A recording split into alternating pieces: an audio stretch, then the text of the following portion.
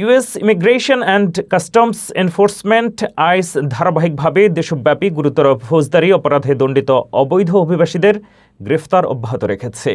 সাম্প্রতিক অভিযানে হত্যা, শিশু নির্যাতন ও মাদক পাচারের মতো জঘন্য অপরাধের দায়ে অভিযুক্তদের আটক করা হয়েছে। কর্তৃপক্ষের দাবি, মোট গ্রেপ্তারের প্রায় ৭০% অপরাধমূলক কর্মকাণ্ডের সাথে জড়িত।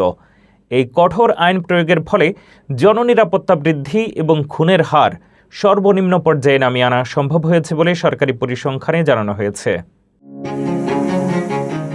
যুক্তরাষ্ট্রের জননিরাপত্তা ও আইনশৃঙ্খলা রক্ষায় একের পর এক কঠোর পদক্ষেপ নিচ্ছে ইমিগ্রেশন অ্যান্ড কাস্টমস এনফোর্সমেন্ট বা আইস।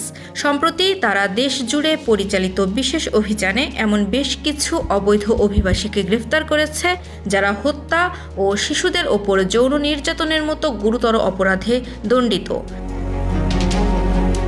আইসের ডেপুটি সেক্রেটারি লরেন বিস জানান, গ্রেফতারকৃতদের তালিকায় রয়েছেন কিউবা, ইরান এবং মেক্সিকোর মতো দেশ থেকে আসা ব্যক্তিরা, যাদের বিরুদ্ধে ফার্স্ট ডিগ্রি মার্ডার, মাদক পাচার এবং ১৪ বছরের কম বয়সী শিশুদের ওপর বলপূর্বক যৌন নির্যাতনের মতো জঘন্য অপরাধের অভিযোগ প্রমাণিত হয়েছে।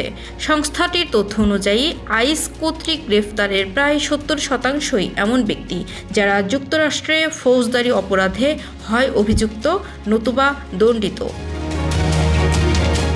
কর্তৃপক্ষের দাবি, এই ধরনের নিয়মিত ও কঠোর অভিযানের ফলে আমেরিকার জননিরাপত্তা পরিস্থিতির উল্লেখযোগ্য উন্নতি হয়েছে। পরিসংখ্যান অনুযায়ী বর্তমানে দেশটিতে হত্যার হার বিগত ১২৫ বছরের মধ্যে সর্বনিম্ন পর্যায়ে রয়েছে, যার অন্যতম কারণ হিসেবে আইন প্রয়োগকারী বাহিনীর এই নিরবচ্ছিন্ন তৎপরতাকে তুলে ধরা হচ্ছে। আমেরিকানদের জননিরাপত্তার ঝুঁকি সম্পর্কে সচেতন করতে এবং অপরাধীদের তালিকা নিয়মিত আপডেট করতে DHS তাদের সরকারি ওয়েবসাইটে বিস্তারিত তথ্য প্রকাশ করেছে। প্রশাসনের পক্ষ থেকে স্পষ্টভাবে জানানো হয়েছে, দেশের নিরাপত্তার স্বার্থে এ ধরনের আইনবিরোধী কর্মকাণ্ডের বিরুদ্ধে জিরো টলারেন্স নীতি বজায় থাকবে। অপরাধমুক্ত সমাজ গড়ার লক্ষ্যে আইস তাদের এই অভিযান অব্যাহত রাখার অঙ্গীকার পুনর্ব্যক্ত করেছে।